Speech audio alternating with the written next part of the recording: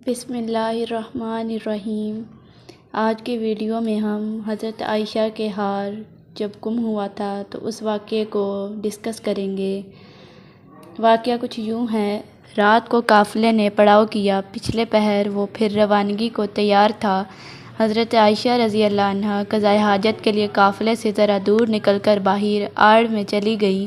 فارغ ہو کر جب لوٹی تو اتفاق سے گلے پر ہاتھ پڑ گیا، دیکھا تو ہار نہ تھا۔ ایک تو کم سنی اور پھر مانگے کی چیز، گھبرا کر وہیں ڈھونڈنے لگی۔ سفر کی ناتجربہ کاری کی بنا پر ان کو یقین تھا کہ قافلے کی روانگی سے پہلے ہی ہار ڈھونڈ کر واپس آ جاؤں گی۔ اس بنا پر نہ کسی کو واقعے کی اطلاع دی اور نہ ہی آدمیوں کو اپنے انتظار کا حکم دے کر گئی۔ ساربان حساب دستور محمل کو اونٹ پر رکھ کر قافلے کے ساتھ روانہ ہو گئے۔ تھوڑی دیر کی تلاش میں ہار مل گیا۔ ادھر قافلہ چل چکا تھا، پڑاؤ پر آئیں تو یہاں سناٹا تھا۔ مجبوراً چادر اوڑھ کر وہیں پر رہیں کہ جب لوگ محمل میں نہ پائیں گے تو خود لینے آئیں گے۔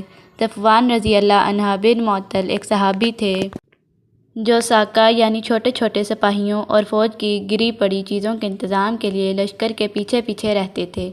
صبح کو جب وہ پڑاؤ پر آئے تو دور سے سواد نظر آیا، حکم حجاب سے پہلے جو اسی سال نازل ہو چکا تھا۔ انہوں نے حضرت عائشہ رضی اللہ عنہا کو دیکھا تو دیکھتے ہی پہچان لیا۔ پاس آ کر انا للہ پڑھا۔ آواز سن کر حضرت عائشہ رضی اللہ عنہا سوتے سے چونک پڑی۔ صفوان رضی اللہ عنہ نے اپنے اونٹ بٹھایا اور ان کو سوار کر کے اگلی منزل کا راستہ لیا۔ قافلے نے دوپہر کے وقت پڑاؤ کیا ہی تھا کہ محمل نظر آیا۔ صفوان کے ہاتھ میں اونٹ کی مہار تھی اور حضرت عائشہ رضی اللہ عنہا محمل میں سوار تھی۔ یہ نہایت معمولی واقعہ تھا اور اکثر سفر میں پیش آتا ہے۔ ہندوؤں میں سیتا پر اور بنو اسرائیل میں مریم علیہ السلام پر جو کچھ گزرے، اسلام نے اسی کا اعادہ ہوا۔ عبداللہ بن ابی نے کہ جس کا زخم ابھی تازہ تھا یہ مشہور کیا کہ نعوذ باللہ اب وہ پاک دامن نہ رہیں، جا بجا اس چیز کو پھیلانا شروع کیا۔